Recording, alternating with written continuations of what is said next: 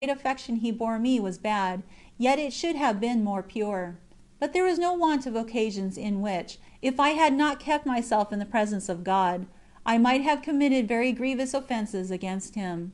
Still, as I have already mentioned, whatever I thought might be a mortal sin, I would not then have committed, and this person, seeing such a disposition in me, was inclined perhaps to love me the more.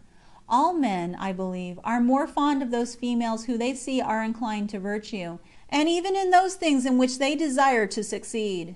They gain more influence over the men, as I shall afterwards declare. I consider it certain, however, that his soul is saved, for he died very piously, and having quitted so well the occasion, it seems our Lord was pleased he should be saved by this means. In that place I remained 3 months, under the most grievous afflictions, for the cure was more severe than my constitution could endure, so that at the end of 2 months the medicines were so powerful that my life was almost endangered. In addition to this, the palpitation of my heart, which I went to have cured, became so much more violent, that sometimes I thought my heart was torn with sharp teeth, and my friends were afraid I should lose my senses.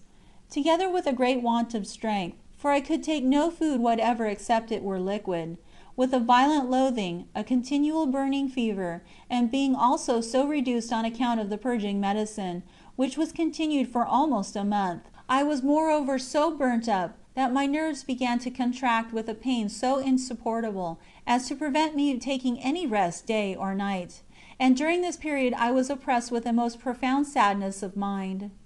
Having recovered so far, my father took me home again, where the physicians came to see me. All despaired of my recovery, for, besides my usual sickness, they said I was settled in a hectic fever. This, however, troubled me very little, but my pains afflicted me the most, for I was full of them, from the crown of my head to my feet. The pains arising from the nerves are intolerable, according to the testimony of doctors, especially when the nerves shrink up as mine did, and certainly if I had not lost the merit of patience through my own fault, my torment was great enough to have earned some. I did not remain more than 3 months in this torture, for it seemed impossible to endure so many afflictions together. I am now amazed at myself, and I consider as a great favour of our Lord the patience which His Majesty gave me, for it evidently came from Him. I gained much benefit from reading the history of Job in the Morals of St. Gregory, so that our Lord seems to have prepared me by this means, and also by my having commenced the practice of prayer, in order that I might be able to bear those trials with submission to His will. All my conversation was with Him, and often did I remember and repeat these words of Job: "If we have received good things at the hands of God, why should we not receive evil?" Chapter 6, verse 10. At length came the Feast of Our Lady, in August, for till then, from the April before, my pains had continued, though they were greater during the last 3 months. I then made haste to go to confession, for I was always very fond of confessing often. My friends thought I was influenced through the fear of death, and so that I might not be troubled thereat, my father would not let me confess. Oh, the inordinate love of flesh and blood! For though I had so Catholic a father, and one too who was so prudent, yet he might have done me a great deal of harm, for his conduct could not have been the effect of ignorance. That night I fell into a trance, which continued for about 4 days, during which I had not the use of any of my senses. In this state I received the sacrament of extreme unction, and every hour, and even every moment, was expected to be my last. My friends continued reciting the Creed as if I understood them. At one time they considered me to be dead, so certainly that afterwards I found drops of wax candles on my eyes. The affliction of my father was great, for not having allowed me to go to confession. Many tears were shed, and many prayers offered to God for me.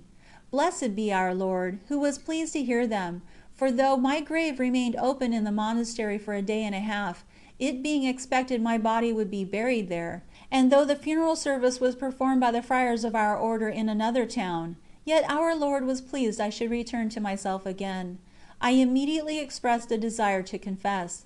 Having done so, I received the Blessed Sacrament with many tears, though in my opinion they were not shed with a deep feeling of sorrow for having offended God, for this might have helped to save my soul, if the error into which I was led by those who told me that some things were not mortal sins, which afterwards I felt certain were so, had not proved injurious to me. The torments with which I was afflicted were intolerable, and my understanding was rather dull, though, as I thought, my confession was entire, having declared everything by which I feared I had offended God. This favour His Majesty vouchsafed to grant me among others, that after I had begun to communicate, I never omitted confessing anything which I thought to be a sin, even though it were venial. But yet I am almost certain that had I died then, my salvation would have been in great danger, because on the one hand my confessors were so little instructed, and on the other I myself was so wicked. It is most certainly true, that when I think of this event in my life, and how it seems as if our Lord raised me from death to life, I am filled with such great amazement, that almost my whole body trembles. It seems proper then, O my soul, that thou shouldest consider the danger from which our Lord delivered thee, and that as thou hast not avoided offending Him through love, thou mayest cease to do so through fear, for He might have taken away thy life 1,000 times, when thou wert in a more dangerous state. I believe I should not be exaggerating were I to add 1,000 times more, though perhaps He might chide me, who commanded me to use moderation in the recital of my sins, and yet I have represented them too favourably. But for the love of God, I beseech my Superior not to make me diminish my faults, because thereby the goodness of God will be seen, and what He suffered for a soul. May He be blessed for ever, and may He annihilate me, rather than I should ever cease to love Him more and more.